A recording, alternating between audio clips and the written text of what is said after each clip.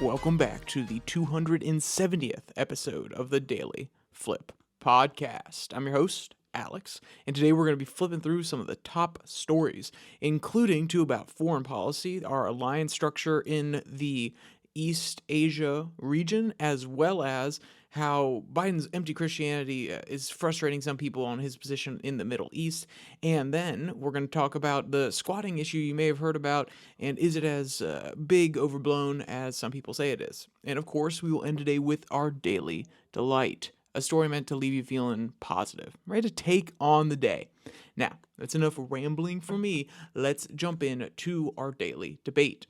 So for anybody who's been paying attention when it comes to the East Asia region, and you have been looking at what China's doing with Taiwan, you've been understanding the evolving situation / relationship between China and the Philippines, and the Australian fear that China is going to dominate the mineral market there in the East Asia region, and then of course Japan pushing back slowly with China while also opening multilateral trade deals with China and South Korea.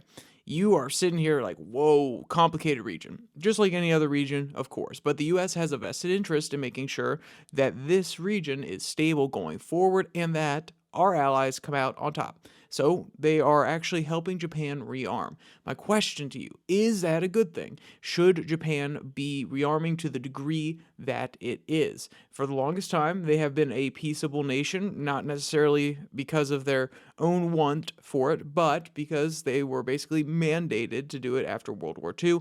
And now we're starting to see them really bolster their military capabilities. So, is that a good thing in your eye, a bad thing? Are you agnostic to it? Do you not understand why it matters? Sometimes I question why it really matters. I'm like, why did we stop them from being a bulwark against China in the region militarily? Economically they were. So there's lots of different opinions on it, and I want to hear yours. Throw it down in the comment section. Let's jump to our first article that comes from Counterpunch. Both of these pieces about foreign policy come from Counterpunch, so take that as you will.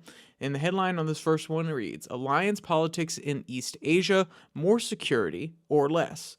So, as I talked about, the United States has been teaming up with Japan, one of our longtime allies there. I mean, we built those connections after World War II. Whether the Japanese really wanted us there or not, then again, a lot of the information that has been given to us from the people that were there on the ground or at least involved in the geopolitics is that for the most part, besides the really conservative wing of the Japanese population, the one that was pushing along the monarchical tyranny that was going on during and before World War II, the Shinzo emperor kind of vibe, they seem to like us. The liberation policies, the more liberal policies that MacArthur brought into Japan is something that a lot of people actually enjoyed. The opening up of the ability to vote for women, things like this. So we had built that strong relationship, but we had basically, I don't want to use the word neutered, but we basically neutered them. We said, hey, we're going to strengthen your social institutions. We're going to try to bring you more in line with the West, but we're going to make sure that if this conservative unit bloc does come back into power, they wouldn't be able to become very hostile. And that conservative bloc did actually regain prominence within Japan very quickly after we had left. And when I say prominence, at the very beginning, it was a few of the more conservative leaders who weren't actually caught up in some of the prosecutions that went on to go into politics, affect change there, and really bring back that conservative ethos, that strong Japanese identity back into the populace after we left. But they weren't able to be muscular on the world stage, or at least even on a regional stage with their military, because it was mainly, it was basically just a self-defense force. That's how it was highlighted. And even then, there were restrictions on that. So now that we have a different situation in China, when the Japanese announced that, hey, we were going to open things back up, we're going to start building more Navy vessels, we were kind of like, oh, okay, hey, yeah, 100%. This is the point to go. So we're in alliance with Japan. We're supporting their rebuilding. We are also in alliance with Australia in the region. We've been working with India for a while now to really bolster a coalition that will be able to hem in China. If you notice everything here, you see India is off to the west, southwest of China.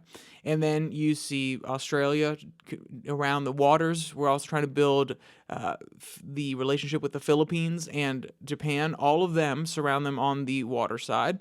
And for the most part, it's hemming in the possibility of using different trade lanes without interacting with any of these potential allies in the battle against China. That's why China's trying to build a strait through the Malay Peninsula so that they can actually possibly bypass the choke point in between Malaysia and Indonesia if need be, which is basically the biggest trade route that is the easiest pinch point throughout the East Asia region.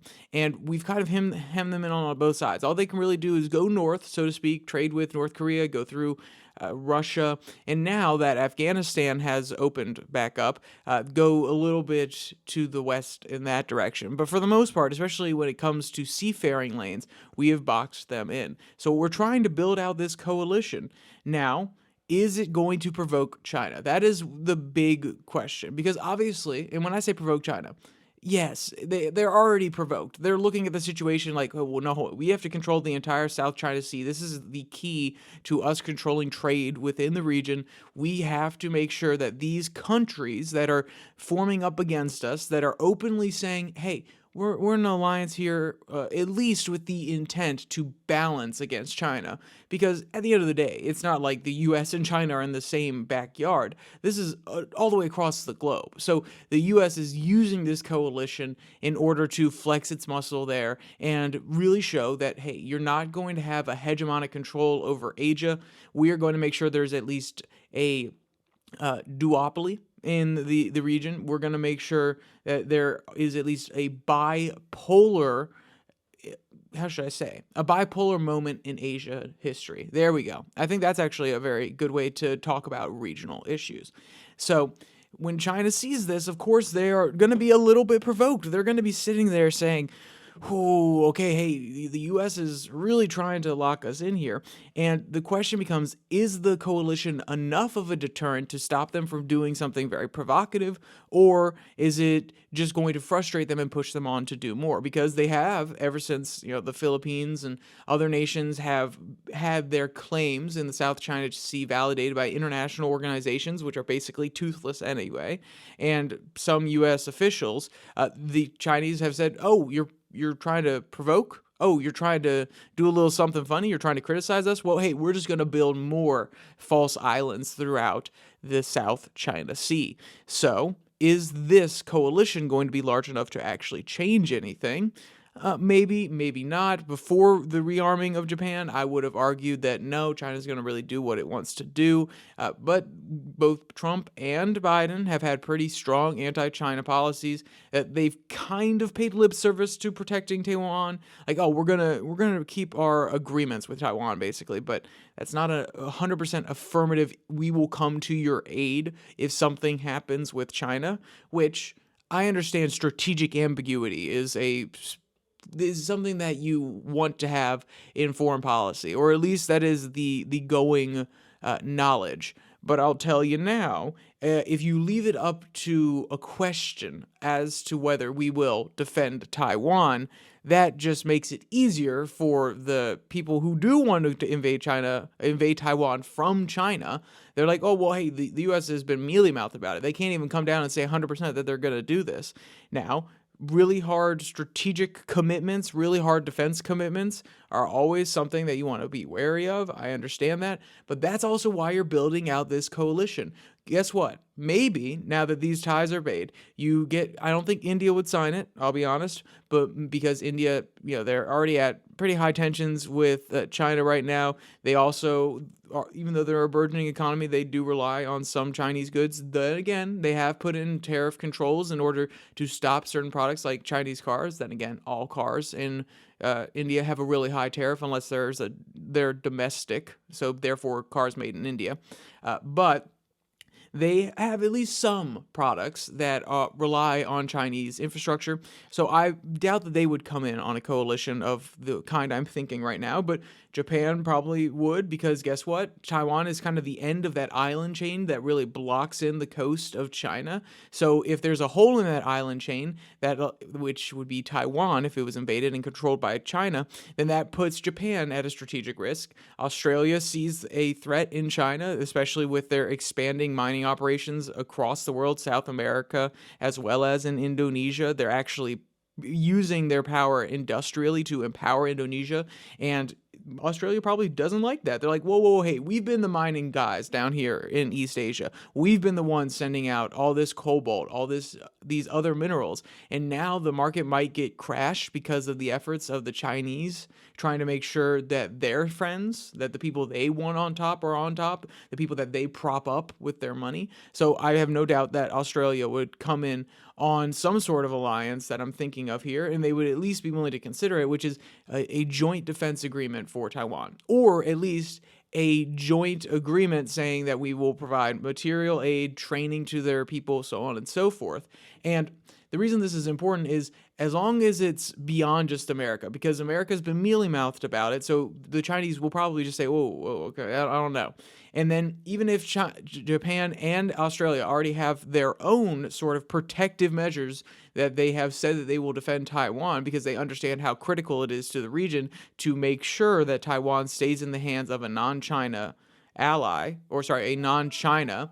And yes, I understand that it's not just about the trade. There's also the microchips. I've gone on ad nauseum about that before, but we're just going to talk about the hemming in of China in the South China Sea as the main strategic interest here, not the economics as well. So they would probably be willing to come in and at least hear out an argument, which is we need to make a joint agreement with Taiwan. And the reason that's important, the joint agreement, if it holds the weight of the world's largest superpower, the world number one superpower, and Japan, a local power, or at least a local economic power, but also the one with a geostrategical interest in hemming in China, as well as Australia, who is also another regional power. And I say regional power, they're not going to be the largest military in the area, but they have a large sway over economics. They definitely have a well-developed military that has at least been in some wars more recently than others, boots on the ground. And even if they haven't been on boots on the ground themselves, because Australia is declaring war, they've been deployed to nations like Afghanistan, so they have a at least semi-trained professional military. And all three of these going against the world's second superpower. Yes, if you don't believe China's the world's second superpower, what I mean by that, are they on the same level as the U.S.? Some people would say yes, some people would say no. They would say the economy is a little bit in shambles sometimes, that their economic growth is kind of false, that it's propped up by the government. So does that really make them a superpower? I would say the second strongest nation in the world, and definitely getting close to superpower status, especially with their influence game, their soft power peddling around the world. So if the US exerts cultural influence and military influence, and that's more of a, one of them is the soft power, the cultural influence, and then the military is the hard power. Then China has gone in really hard on developing their hard power. They're building out their Navy right now. They have, more ships than the U.S. does. Now, are all of them up to the same standards? No, but something you can't ignore. And they are also using their money as soft power to spread their technology, to spread their influence across the world. So there's no doubt, if you were to actually draw a map of sphere of influence, that China and the U.S. are probably, the largest ones at this point, except maybe the EU. You could maybe make that argument, but that's not a nation. That is a collective of nations, and I am not going to pretend that they are as sovereign as individual nations. So no, as a collective, maybe they got a little bit more juice, but they are not a nation. They are not a sovereign nation, so no, they do not fall under that list, in my opinion. So that's enough on my political opinions about this. I want to read one quote from the beginning of the article, which highlights the changing atmosphere that I had just described. Quote, "The best thing about diplomacy between government leaders is that it may ease tensions. The worst thing is that it doesn't resolve the disputes between them, making matters worse. Both aspects of diplomacy have been on view lately in East Asia." This is a continuation here. Quote, an historic summit meeting April 10th through 11th between President Joe Biden and Prime Minister Kishida Fumio has resulted in major changes in U.S.-Japanese security relations. These follow on the common evaluation of the threat posed by China, North Korea's increasing military potential, missile potential, and Russia's invasion of Ukraine. So we're stepping up this relationship with Japan. We are telling them, no longer are we just going to be your economic backer. No longer are we just going to be little frenzies. Oh, hey, we'll provide you some defense assurances. No. You need to do it yourself. You need to look at the situation around you. And honestly, I think it was probably a little bit of inverse. I think it was Japan pushing harder on Biden. Then again, I don't think Biden or anybody in his administration was sitting there like, no, Japan, not allowed. Bad. They've paid their recompense. They have taken on the moral abhorrence that they perpetrated during World War II, and they have basically allowed themselves to sit there as a economic juggernaut, no doubt, but a military weakling in the region. And any sovereign nation cannot allow that, especially when you see threats from China and the alliances / power politics they're playing. Especially, there was fear a while ago when they were really building up their relationship with the Philippines, and things have kind of shifted with the election of a new president, but there was definitely fear that, China's really building up their alliances here, not just based on economy, which is what they're doing in Indonesia, but purely on a political nature. And they're trying to make sure that, hey, it's a little bit tentative here in the region. Not everybody is against China. So Japan, when they're looking at that, they are saying, okay, hey, we need to expand our military. I mean, this has been a policy proposal. This has been on the agenda docket for at least 2 years now, and now they're actually doing it. And I would say that they probably went to the Biden administration and said, okay, we need to get this done. And the Biden administration is not going to push back too much. They're like, hey, I didn't necessarily love all of China's the China policies that Trump put into place, but I agree, China, we need to be the bulwark against them, and we're going to help you do that. So they're opening up this new era in East Asian politics. Is this an ascendant Japan? Who knows? I think it's going to be very, very interesting. They're coming out of their economic slump. I mean, they came out of their economic slump kind of in like 2015 after the recession. But yeah, it's been a long, hard slog back to where they are now. And are we watching the ascendant Japan backed by the U.S. this time? Maybe. And are we possibly going to regret it when we allow them? I mean, if we look at, well, I'm going to say when I am 70, let's say 78, if I make it to 78 and I still have the ability to hear, and I can come back to this, and I want to do a review. Has Japan been the bulwark we wanted them to be? Has Japan gone a little bit too far, and maybe they're trying to spread their vision of Asia across the region again? I don't know. I mean, history's kind of cyclical. So are we making the same mistake with ascendant conservative Japan, but this time we're the ally? Maybe. We'll see. But there's no doubt that there is a larger problem right now, there is a larger piece of geopolitical concern, which is China. So, no, I'm not going to do the Donald Trump China. That I don't know why it makes me laugh, but I'm not going to do it. So now we talked about the position that the Biden administration is taking in Japan. What about in the Middle East? Well, I'm not going to go through all the details of the position on Gaza and Israel. I'm not going to try to summarize everything that's going on there, but I thought this article calling out Biden on his lack of understanding of Christianity, or at least the applying of the principles of Christianity, as a very interesting one, because this is definitely coming from someone who is a little bit more on the left. I mean, Counterpunch is a pretty progressive, I say progressive. it leans to the left. There's no doubt. I have not seen an article that has come out that is obviously written by a conservative. But then again, it doesn't necessarily mean that they would be fully progressive. They could be just in the middle. And the reason I say this is, quote, this is the author speaking, quote, in recent years, I've looked for a spiritual home. I am an animal activist and have been frustrated by Christianity's lack of concern for the suffering of other creatures and found myself drawn to Hinduism. One area, however, in which I understand Christianity is to be admirably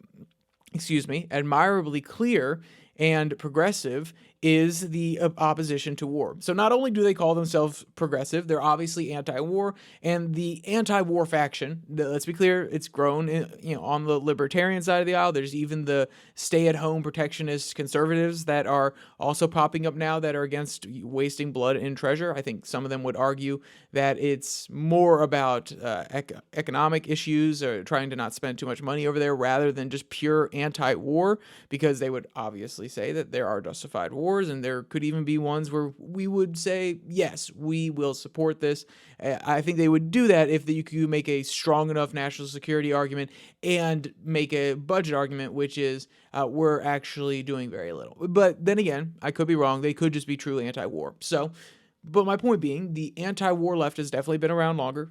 This person calls themselves a progressive, and also they're looking for a spiritual, a spiritual belief system, which is something created. If you don't believe in any of the systems, then you believe that they are something created by humans. Whether they're emulating the world or not, they are created by humans, and therefore probably going to be human-centric, and also they're not going to be the most animal friendly, because it's not going to be easy, especially with ancient religions, to say that you could be completely vegetarian and survive. Because while there probably are some cultures that were able to get away with that, I promise you, the people that developed those cultures, the people that survived in the woods, were not able to get away with only being herbivores. Now, they probably could survive on it if they had to, but there wasn't a lot of prospering, because without the consumption of meat and the proteins that actually help strengthen the processes within our brain, allow us to have extra nutrients so that we can actually evolve a little bit faster, to evolve to be bigger, stronger, so on and so forth. Yeah, when you're looking for that sort of spiritual element, you're going to be a little bit more progressive. But even though this person didn't settle on Christianity, I thought that their criticism of Joe Biden for not being a good and true Christian, while it kind of rings hollow, because guess what? He said he's a Catholic for a long time, and he definitely takes policies that are... No, sorry. He said that he's a Catholic. He is a Catholic. He goes to some of the services. He grew up Catholic. But does that mean that he allows his religious stances to guide his policy stances? Not necessarily, especially on issues like abortion. That is not if you are a Catholic and you are pro-abortion, this is something that is definitely at odds. I mean, even the Pope has come out and said that if you're going to be a Catholic, it is not coherent.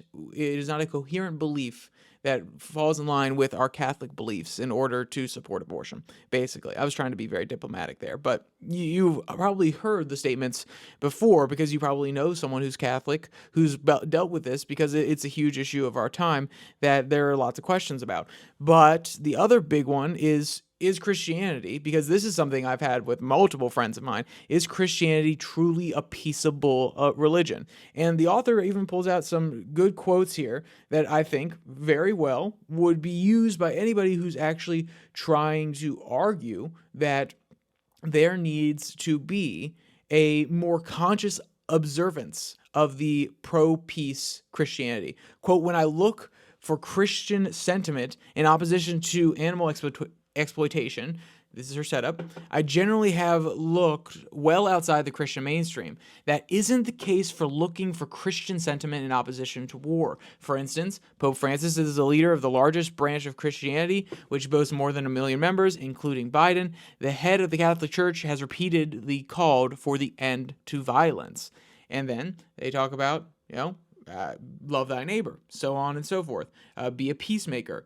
Don't let it is this beating swords into plowshares. So basically the idea that, hey, turn your swords, your violent mechanisms, into mechanisms of your prospering and of peace, aka plowshares. So there are lots of other examples in here. And sure, there have been lots of rational justifications about defending the people that you love, that defending your nation, your home, that you could find in Christianity as well. But it definitely is a stress point, and I think this is an interesting avenue of attack, and I say attack because it is an attack against Biden from his progressive left. And if we see sentiment like this continue to grow, he may change his foreign policy, because this isn't just coming at him from a, hey, Israel is bad, Palestine is good point of view, which is he just is diametrically opposed to. He believes that Israel is a force for good in the world, and that is because of his time in the Senate. It is because of his time in the U.S. political system, and he saw the wars that they were engaged in, that the nations surrounding them were involved in coming after Israel. He's seen the evolution of the process there, so he's obviously been shaped by that. So he's diametrically opposed to the belief that Israel bad, Palestine good. He obviously does not believe that. And whether or not you agree with him, taking the tact that no, this is how it has to be, Palestine is just good, Israel is just bad, you need to stop because of that, is not going to work. Now, appeals like this to his Christianity, arguments along this nature, very well could resonate and affect the foreign policy, especially when he's already on tentative footing because of the fact that he believes a large segment of the voting population that he is trying to attain in key states and across the nation is definitely more pro-Palestine than they are pro-Israel.